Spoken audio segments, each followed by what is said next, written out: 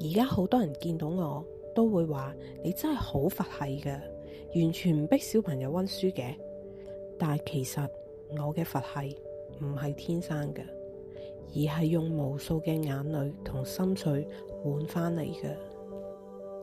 家姐小葵由出世到小學3年級，我都係一個麻木跟大隊嘅媽媽嚟嘅。總之興趣班、補習社等等等等，樣樣都有栽齊。最深刻係升小學之後，日日放學之後就去補習社做功課，但係都做唔完，返到屋企繼續再做，都要做到至少10點11點。望住佢一路喊一路堅持要做埋佢，因為佢唔想俾老師話佢欠交功課。有次佢做晒功課，仲要俾人逼溫默書，溫到凌晨1點啊！嗰一刻我個心真係痛到裂開，真係好崩潰。點解要逼個女去做到呢個地步呢？當時身邊嘅人唔理解我，仲要怪我。點解人哋媽媽做到工作家庭兩不誤？點解小葵成績咁差？點解你做唔到？但當時我仲要趁妹妹小聲，又患上咗產後抑鬱。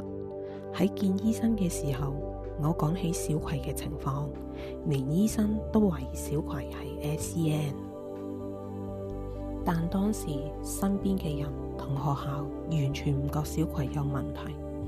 我又冇能力睇私家，只能夠慢慢排政府，足足等咗1年左右，終於評估確診 SEN。確診 SEN 嘅同時，經歷離婚、閨蜜離世，我嘅人生好似冧咗一次。但亦係因為咁，我徹底醒覺，我幫小葵轉去 Happy School， 同過去嘅地獄生活一刀兩斷。轉校之後，我甚至親口同老師講，我唔會再逼佢溫書，唔會再跟功課。如果佢欠交，你哋就直接揾小葵傾啦。可能有人覺得我放棄咗個女，但其實我係將學習嘅責任交翻俾佢，將心理嘅健康放喺第一位。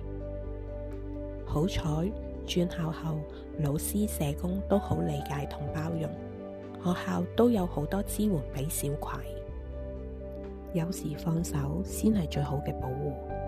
我係小森林嘅守護者，放過自己，做個佛系媽媽。如果你都經歷緊，歡迎嚟小森林揾我。